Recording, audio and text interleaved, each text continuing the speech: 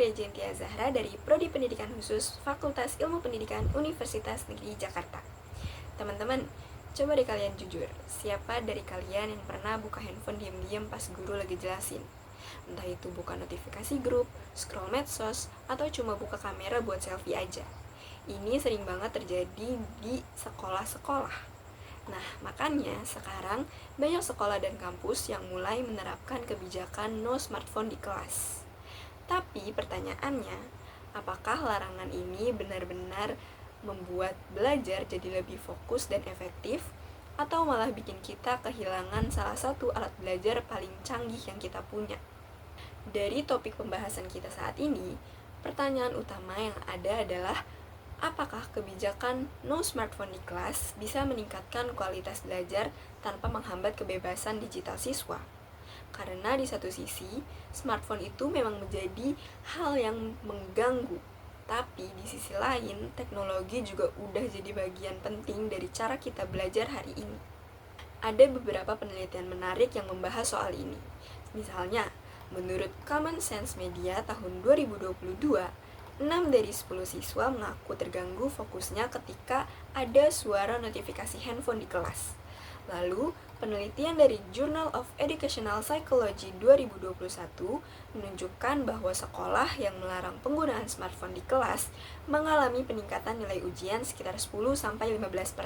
Di sisi lain, survei Kompas Edukasi tahun 2023 menemukan fakta menarik di mana 40% siswa merasa larangan handphone terlalu ketat karena kadang mereka butuh handphone untuk mencari referensi, membuka kamus online, atau mengikuti kuis digital dari guru. Jadi, ternyata masalahnya hitam putih banget. Ada manfaat, tapi juga ada sisi negatifnya. Saya pribadi setuju dengan kebijakan no smartphone selama jam pembelajaran. Kenapa? Karena ini membantu siswa untuk fokus, mengurangi distraksi, dan memperbaiki komunikasi tatap muka antara siswa dan guru selama proses pembelajaran. Sebagai mahasiswa, saya juga merasakan sendiri ketika kelas yang bebas dari handphone itu suasananya akan jadi beda banget. Kita jadi lebih banyak ngobrol, berpendapat, dan mendengarkan apa yang dosen jelaskan. Dari sisi logika, data penelitian juga udah jelas, fokus dapat meningkatkan nilai akademik.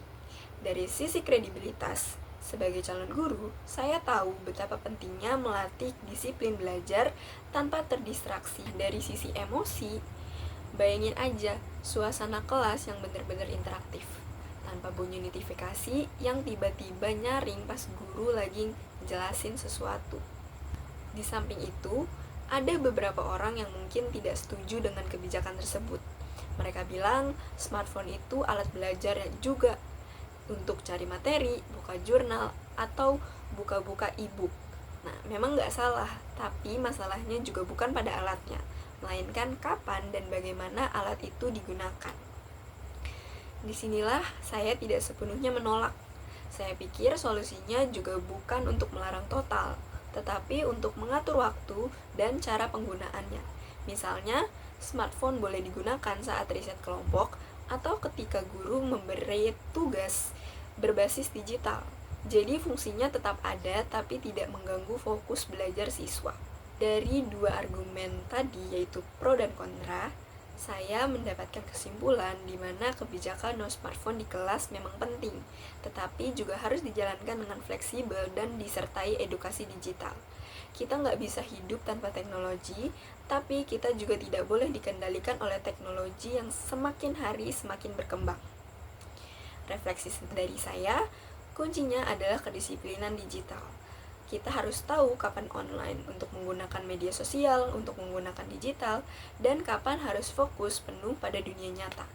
Belajar tanpa handphone bukan berarti kita ketinggalan zaman, tapi cara untuk melatih konsentrasi, empati, dan komunikasi langsung menjadi hal yang sering hilang di era serba layar ini. Sekian dari saya, terima kasih, bye-bye.